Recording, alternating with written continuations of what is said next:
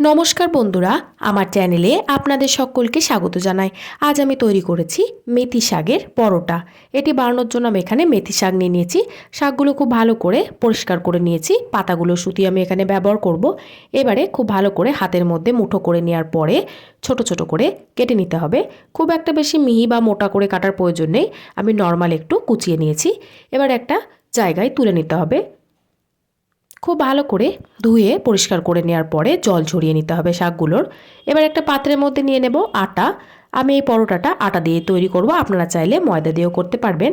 আমি এখানে প্রায় 1 কাপ মতো আটা নিয়েছি, সাথে দিয়ে দেব বেসন 4 চামচ। এতে পরোটার স্বাদটা আরও বেশি ভালো হবে।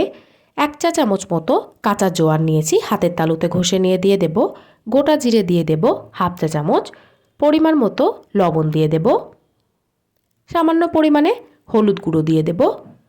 শুকনো লঙ্কার গুঁড়ো দিয়ে দেব হাফ চা চামচ। ঝালটা অবশ্যই আপনারা নিজেদের আন্দাজ মতনই ব্যবহার করবেন। রসুন কুচি দিয়ে দেব 1 চা চামচ। আপনারা চাইলে পেঁয়াজ কুচি, আদা কুচিও ব্যবহার করতে পারবেন, অথবা নিরামিষ যদি তৈরি করতে চান পেঁয়াজ এবং রসুনটা বাদ দিয়েই করবেন। জল ঝরিয়ে নেওয়া মেথি শাকটাও দিয়ে দিতে হবে। আটাটা আগে শাক দিয়ে খুব ভালো করে আমি আগে মাখিয়ে নেব। আটাটা খুব ভালো করে শাক দিয়ে মাখিয়ে নেওয়া হয়ে গেছে। এরপরে অল্প অল্প জল দিয়ে দিয়ে আটাটা মেখে নিতে হবে। আমি এখানে নর্মাল জলের ব্যবহার করেছি, আর যেইভাবে রুটির আটা মাখেন সেইভাবেই মেখে নিতে হবে। আটাটা মেখে নেওয়া হয়ে গেছে, প্রায় 10 মিনিট মতো ঢাকা দিয়ে রেখে দেব। 10 মিনিট বাদে আরও একবার আটাটা একটু মাখিয়ে নিতে হবে। প্রায় আমি 1 মিনিট মতো মাখিয়ে নিয়েছিলাম। এবারে লেচি কেটে নেব।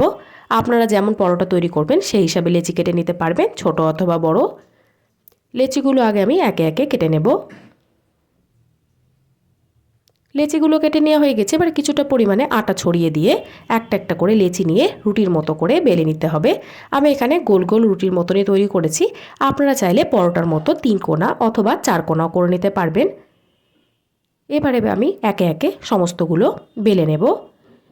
আমি এখানে একটা প্যান নিয়ে নিয়েছি। প্যানটা খুব ভালো করে গরম করে নেওয়ার পরে মেথি শাকের পরোটাটা দিয়ে দেব।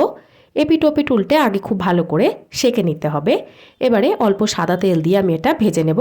আপনারা চাইলে বাটার অথবা ঘি দিয়েও ভেজে নিতে পারবেন। এপিট ওপিট উল্টে হালকা লালচে করে ভেজে নেব। মেথি শাকের পরোটাটা দেখুন একদম ভেজে নেওয়া হয়ে গেছে। এইভাবেই আমি একে একে সমস্তগুলোই ভেজে নেব।